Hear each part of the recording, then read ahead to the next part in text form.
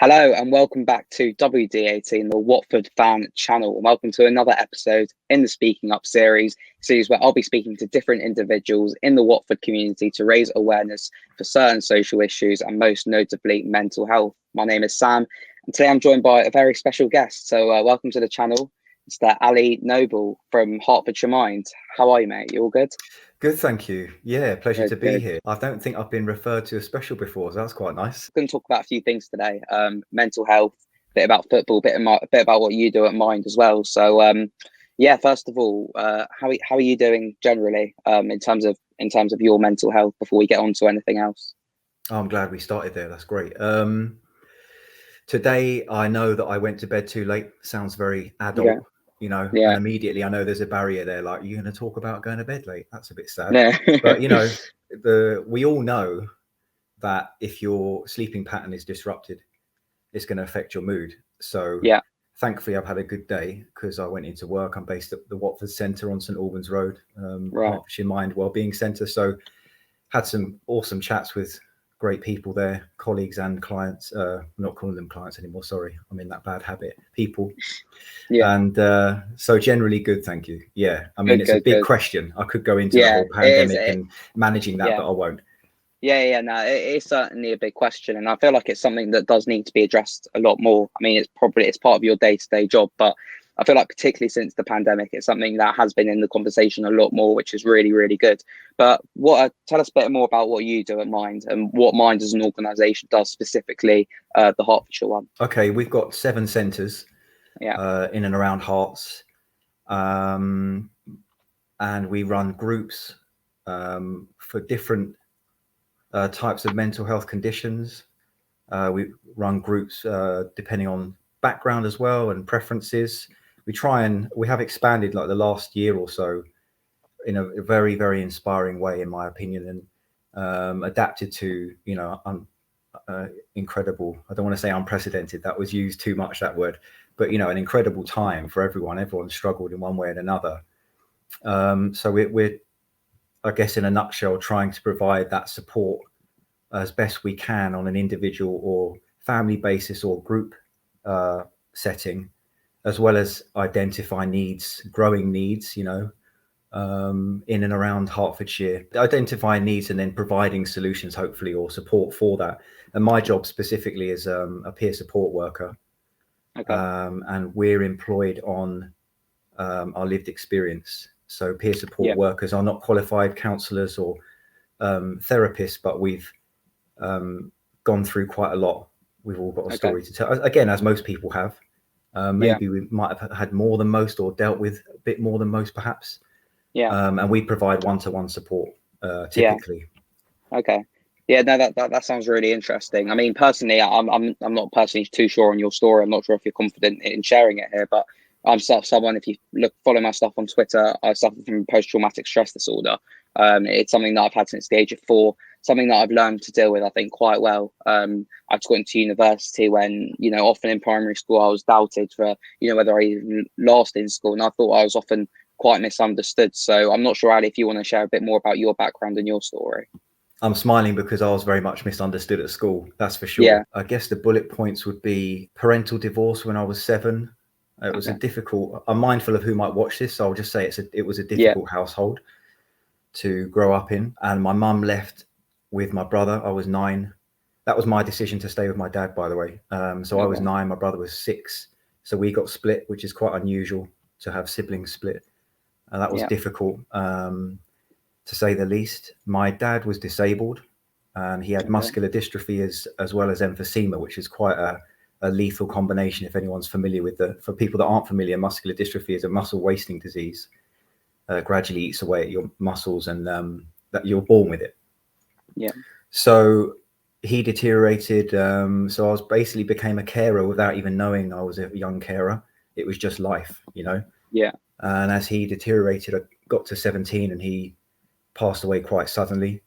So from 17, I was living on my own, just about over the age of being able to legally live on my own. So, and I guess the turning point for me to wanting to be passionate about mental health, I was working for the Met Police for many years, and I sort of fell into it, and it just got to me. That's the short version. The type of work I was doing, it was having to read a lot of reports and do assessments and analysis and research. And after moving, I didn't want to move. We all got shook up and moved around, so I had to go and deal with homicide and human trafficking and unpleasant stuff to read about every day. And I was not anywhere near, I wouldn't be able to talk to you a few years ago at all about this. I was nowhere near comfortable with being vulnerable. I could not talk about it. It was incredibly shaming to realize I was struggling, and I would much rather binge drink. And I didn't even recognize it as self-harm, but I would just punch stuff and break stuff all the time on my own. But now I recognize that as self-harm. I recognize it was a bit of a drinking problem as well. Through a sort of combination of having an incredible partner, who she's been through a lot herself, so she helps me every day, but has been instrumental in I guess my recovery, and also having therapy and talking to people, and along a few years becoming more comfortable with actually talking about it. And that's a big thing for men, you know. Definitely. Let's get that in there. It's the privilege to be able to talk about it, you know, with you and any other guys, because as you know, I'm sure there's just way too many men not talking about it. And this isn't a pointing a finger thing. It's about the suicide crisis. You know? It's the reality of things, isn't it? Yeah, exactly. So the more men that can share, and the more it becomes normalized, the better, I think. For me, I feel like there are certain parallels to our stories, and in terms of, I'd say a big difference for me is I was more pushed into therapy than went out to seek it. I went from the age of 4. I've been pretty much in therapy since then, and it took me a long time for me to eventually find that right therapist. And I've been with him now for 3 or 4 years, and genuinely I'm in a really strong place at the moment. But what would you say, right, if you're looking for the perfect therapist? I know everyone is completely different and everyone has different needs. What would you say is the perfect one for you? Like, what makes your therapist so good at the moment? I think, like any relationship, it's about connection. And it's about the depth of connection. Just on that as well, I mean, me, regardless of friends, therapists, doctors, teachers, whatever it is, for me, one of the first questions I always ask them is, what team do you support? It just allows us, I mean, for me, football is always a foundation to, you know, build connections on that. And it doesn't just have to be that, but I feel like for everyone, it's important to find that kind of niche sort of thing that you can connect with people with. Yeah. And I like that. That's, you know, it's icebreaker, sounds a bit cheesy, but it's something that's a common ground, and it's not too heavy, is it? You know, exactly. You can have that connection, which is more comfortable, and then build on that sort of, you know.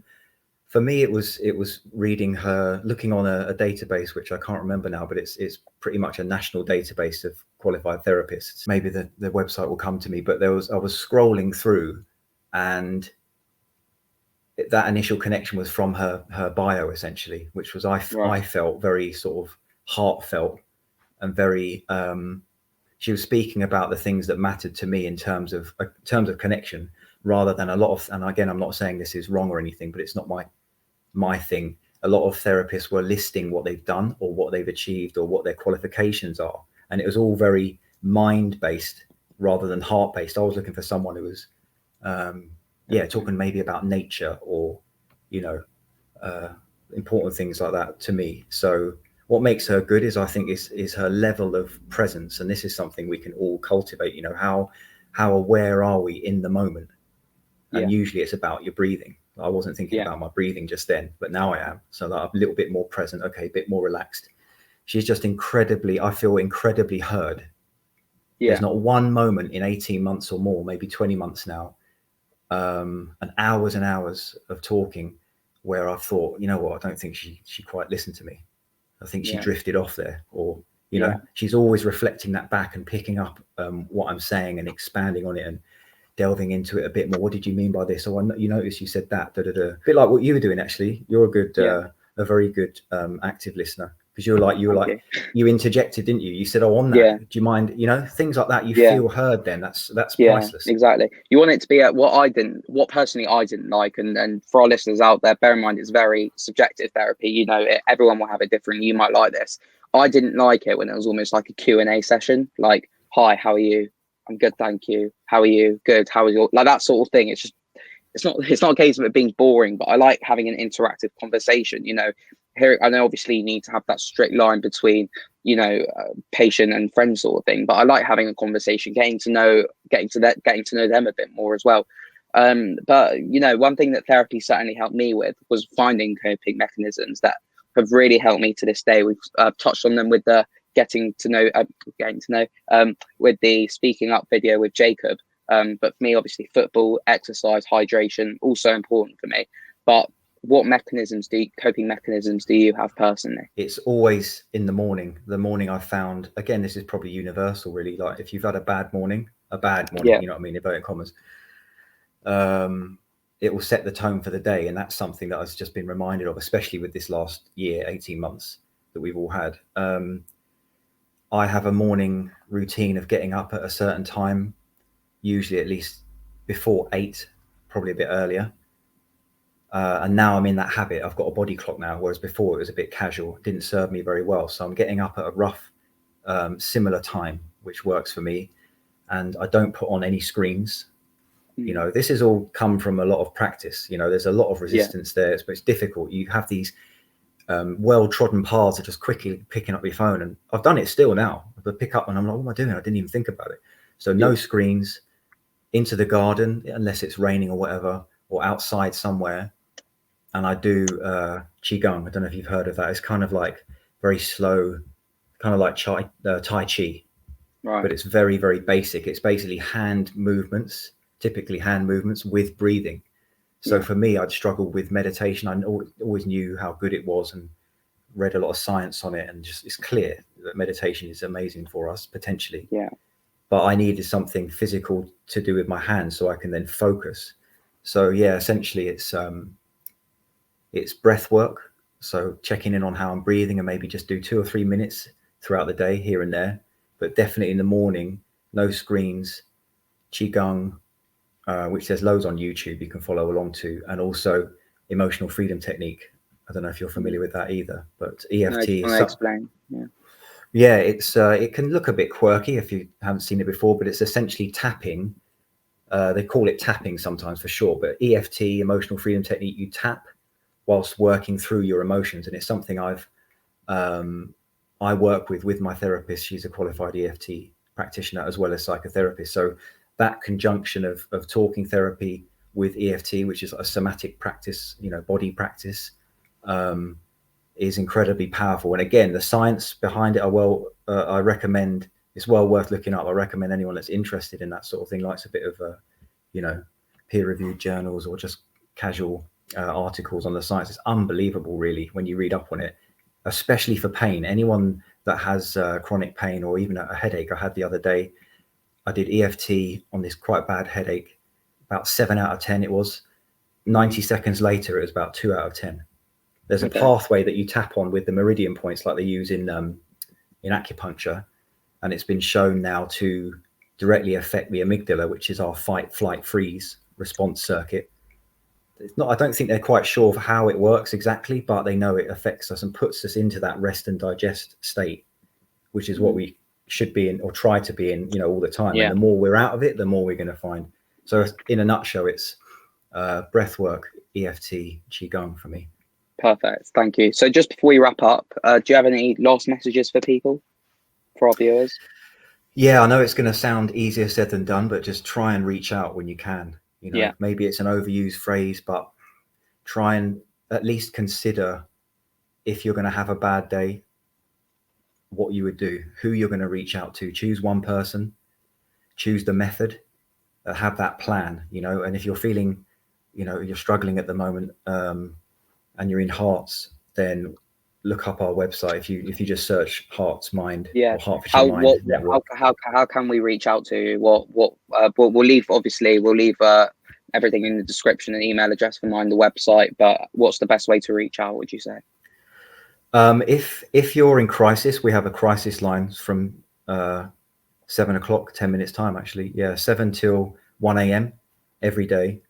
It's called the Nightlight line. So if you put Nightlight in and Hearts, it will come up with the number. Maybe you could get that. It's an 01923 number, I think. Aside from that, we have our website, which I'm sure you'll link. We're on all the usual social media, and then it's a case of either giving us a buzz, sort of 9 to 5, or you can do an online referral if you're uncomfortable with the phone for whatever reason. You can do an online form, very, very simple. And there's all different types of support for people out there, more than people will realize. They might think that, you know, we won't be able to cater, but I would recommend, you know, give us a ring. We've got a fantastic team, all manner of teams, all manner of lines of support, and there's some sort of support for everyone out there. So please reach out.